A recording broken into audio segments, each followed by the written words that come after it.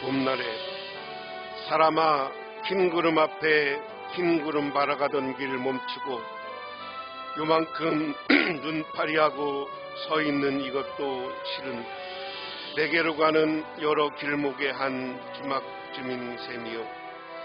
철쭉꽃 옆에 멍청이 철쭉꽃 바라 서 있는 이것도 실은 내게로 가는 여러 길 가운데 한 길이 아니겠는가.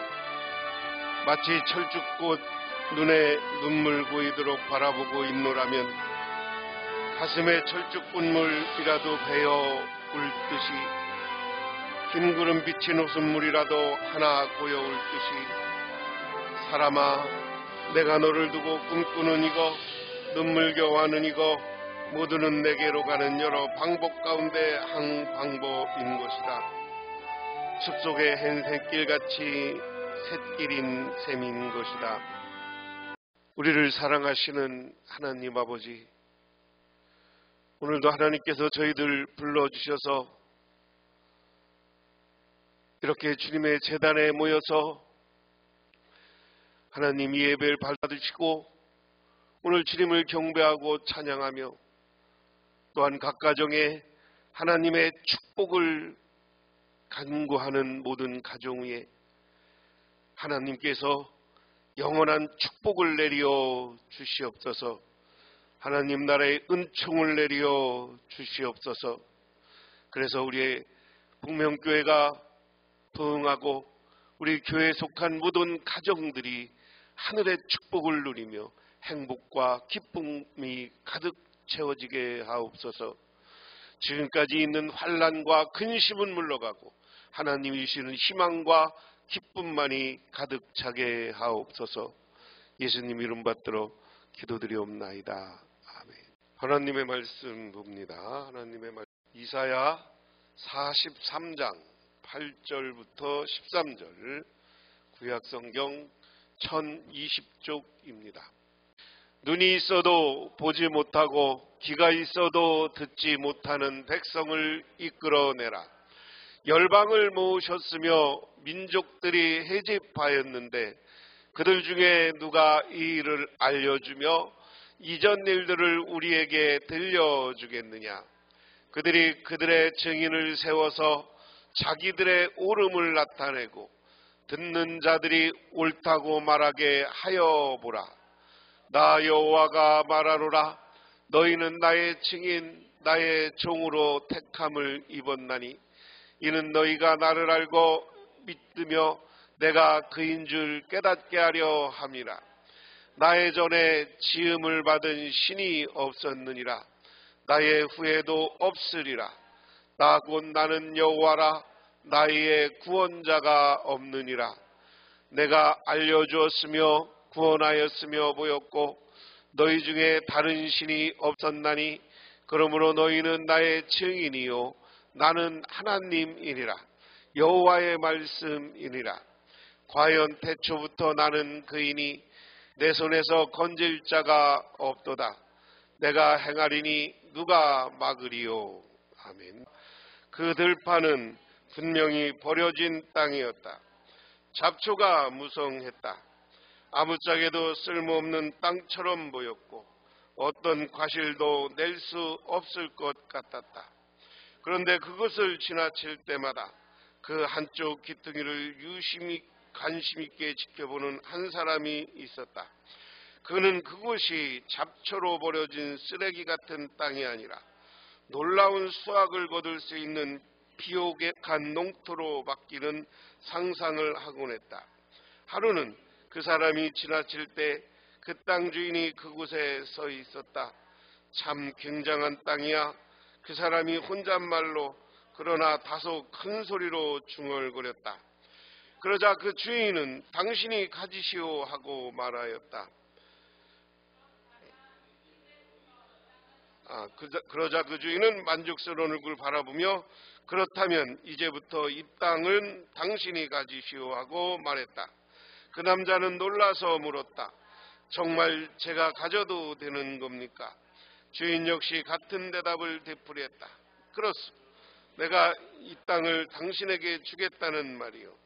여기를 지난 사람들은 이곳의 잡초만 보면서 이 땅이 벌어진 것을 불평하기만 했소. 그렇지만 당신은 이 땅의 비전을 본 것이요, 그렇게 믿음직한 당신을 만난 것이 나는 더없이 기쁘오. 나는 당신이 이 잡초들을 모두 뽑아내고 이곳을 여러 가지 과실로 풍요롭고 비옥한 땅으로 만들 거라고 확신하오. 당신은 어떤 눈으로 당신 앞에 상황을 바라보고 있는가?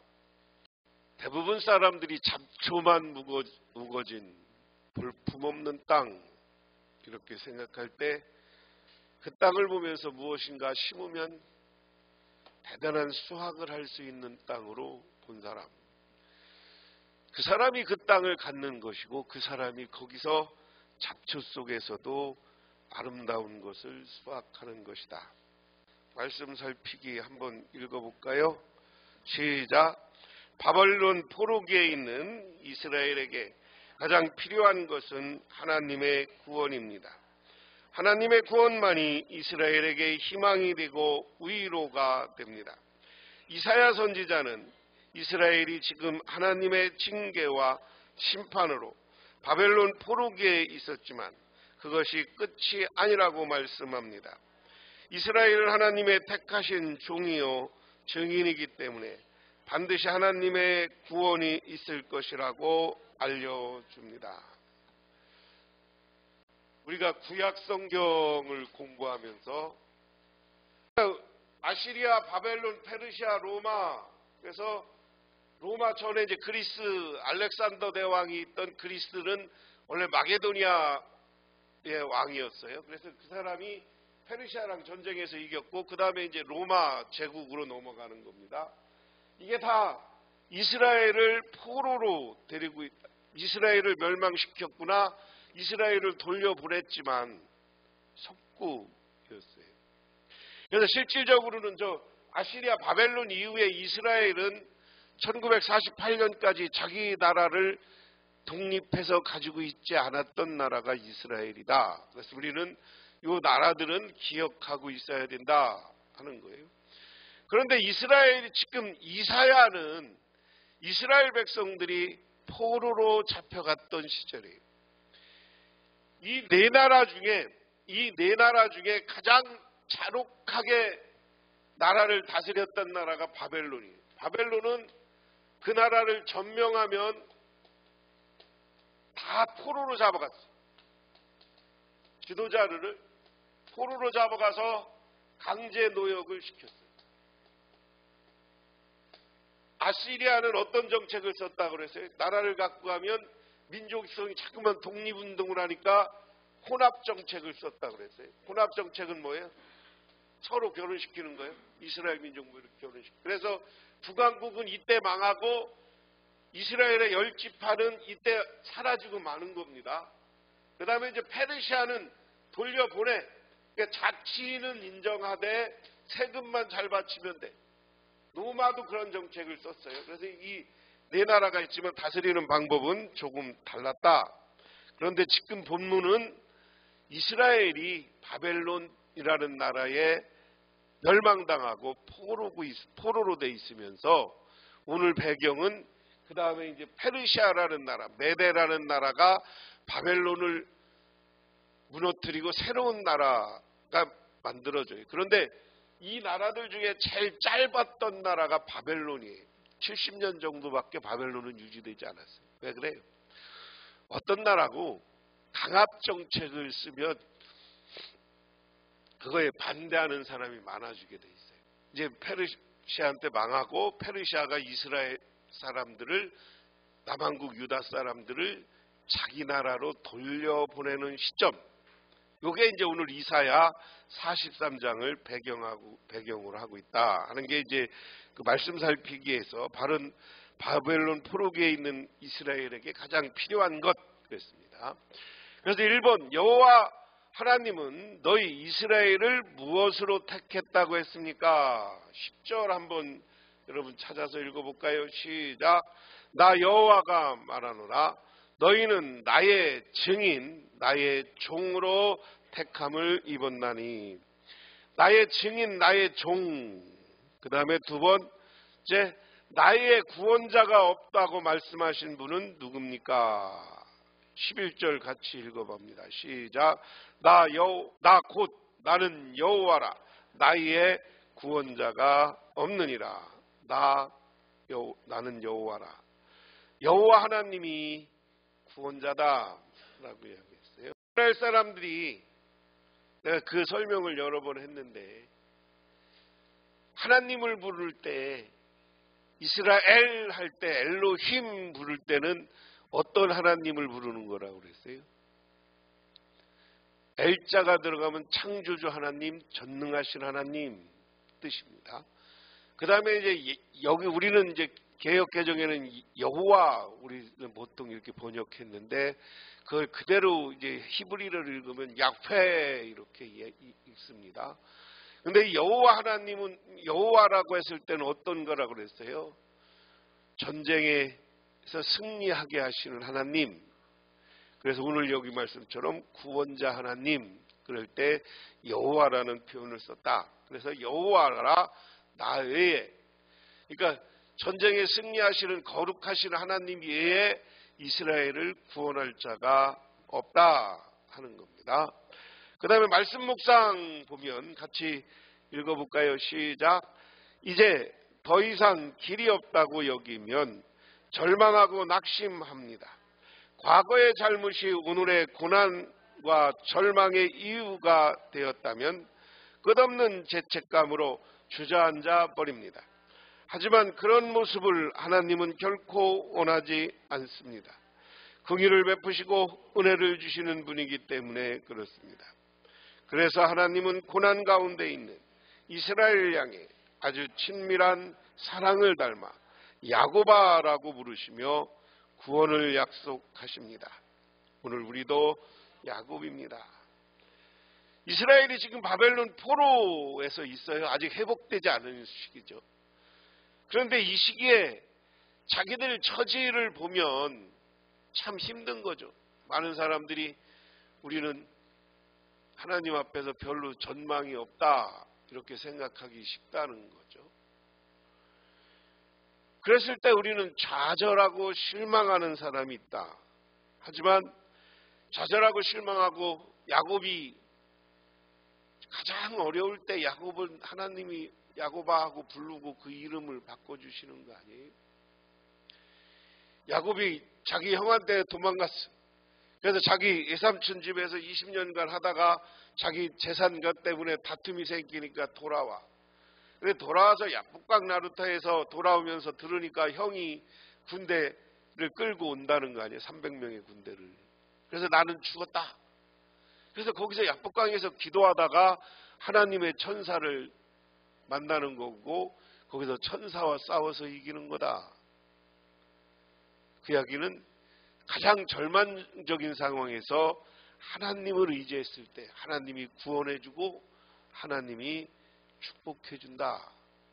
믿으십니까?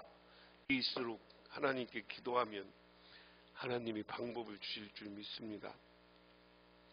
그 다음에 첫 번째, 너희는 나의 증인, 나의 종입니다. 거기 같이 읽을까요? 시작. 이스라엘이 바벨론의 포로로 끌려와 있습니다. 과거 하나님의 말씀에 불순종하고 우상을 숭배한 죄 때문입니다. 그 죄의 대가는 혹독합니다. 그래서 지금 이스라엘은 이방 땅에서 미래를 알 수 없이 살아갑니다. 이제는 끝이다라는 생각에 절망하고 삶을 포기하고 싶습니다. 그런데 하나님은 이스라엘에 대한 관심과 사랑을 포기하지 않았습니다. 그 노역의 때가 끝나고 그 죄악이 사함을 받았다며 그들을 위로하고 구원을 약속합니다. 반드시 이스라엘은 바벨론을 떠나게 될 것입니다. 이스라엘이 하나님이 택하신 종이요 증인이기 때문입니다. 하나님의 이스라엘을 구원하시는 까닭은 전에도 없고 후에도 없을 오직 한 분 여호와 하나님이 구원자라는 사실을 깨달게 하며 또 알고 믿게 하려 하시기 때문입니다. 오늘 하나님이 누구냐라는 것. 하나님은 우리의 구원자이시다. 그런 거죠. 구원자.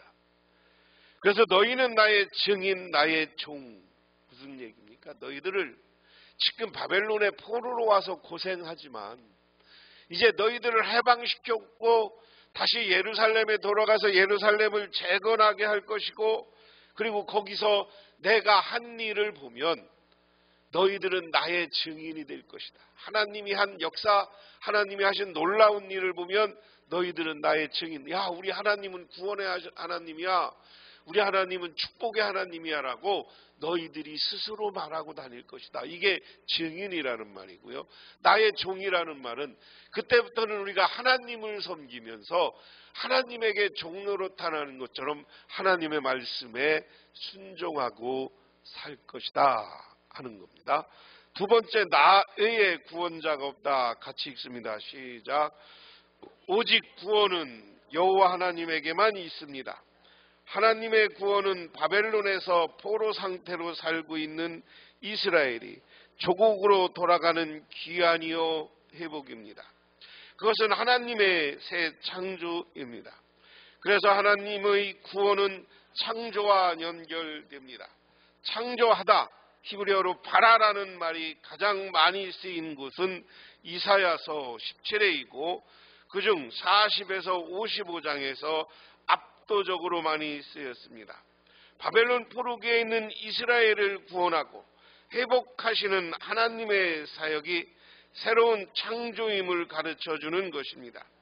이제 하나님은 이스라엘을 바벨론으로부터 구원하시는 새 창조 사역을 이루실 것입니다.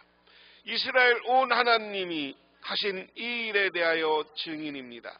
증인은 보탬이나 숨김없이 있는 사실을 그대로 말할진대 이스라엘은 여호와 하나님 외에 다른 구원자는 없다고 분명히 증언할 것입니다.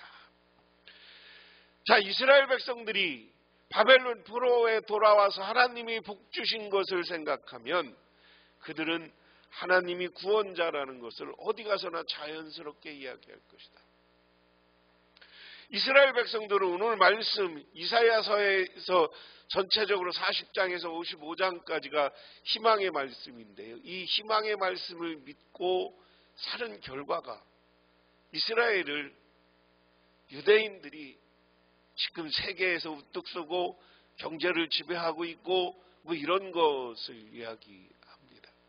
그래서 이스라엘 백성들은 자기들에게 복 주신 하나님을, 구원하신 하나님을 니들이 우리 하나님은 구원자다라고 우리를 이렇게 복 주신 분이라고 세계로 소문낼 것이다. 하나님은 유일한 구원자로서 이전 일과 앞일을 계획하고 계십니다. 바벨론 포로의 삶을 당연한 것으로 여기며 주저앉아 버려서는 안 됩니다. 이제 곧 하나님이 이루어 주실 구원의 새 창조의 역사를 소망해야 합니다. 고난 가운데 있는 모든 믿음의 사람들이 마침내 하나님의 구원하심의 증인이 될 것이기 때문이다. 제가 이 예화는 여러 번 말씀드렸는데 불타지 않는 하나님의 금고라는 제목의 예화입니다. 미국의 시카고에 큰 화재가 발생해서 전 시가지를 풀바다로 만들었습니다. 마침 도시 중심에 있던 무디 목사님의 교회도 불이 타서 더 이상 예배드릴 수 없는 지경에 이르렀습니다. 한 기자가 무디 목사님에게 이런 질문을 하였습니다. 평소에 목사님께서는 하나님이 그 백성을 사랑하신다고 설교하시고 어떤 위험에서도 구해주신다고 말씀하셨는데 교회가 불에 탄 데에 대해 어떻게 생각하십니까? 곰곰이 듣고 있던 무디 목사님은 지금 우리 교회는 너무 성도가 많이 모여 하나님께 더 큰 건물을 짓게 해달라고 기도하는 중이었는데 이렇게 잿더미가 되었으니 이젠 더 크게 짓는 일만 남은 셈이죠 라고 대답합니다. 기자는 다시 그러면 교회를 지을 돈은 무사하게 보관하고 하셨다는 말입니까? 그러자 무디는 자신의 오른손을 꼭 잡고 있던 낡은 성경책을 보면서 여기 이렇게 하나님의 금고가 있지 않소라고 이야기했습니다. 그 무디는 영국으로 건너가 영국 전역에서 하나님 말씀을 통해서 큰 부흥운동을 일으켰고, 마침내 영국 교회 성도들의 헌금으로 시카고의 불탄 교회 자리에 더 큰 예배당을 지어 하나님께 봉헌하였습니다. 오직 하나님만 의지할 때 어떤 어려움도 극복할 수 있는 것입니다. 믿으십니까? 기도하겠습니다.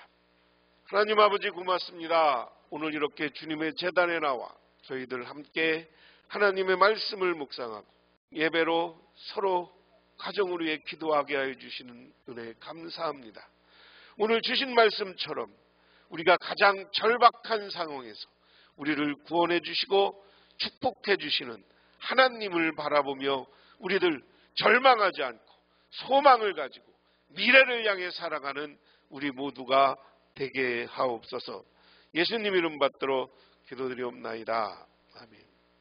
지금은 우리를 죄 가운데 구원해 주신 우리 주 예수 그리스도의 은혜와 온 우주를 창조하신 성부 하나님의 사랑하심과 우리 삶 가운데 찾아와서 우리를 이끌어가시는 성령님의 인도하심이 오늘 대신방으로 모두 함께하며 하나님께 영광 돌리는 우리 북명교회 모든 성도님들과 그 가정 위에 영원토록 함께하시기만을 간절히 축원하옵나이다.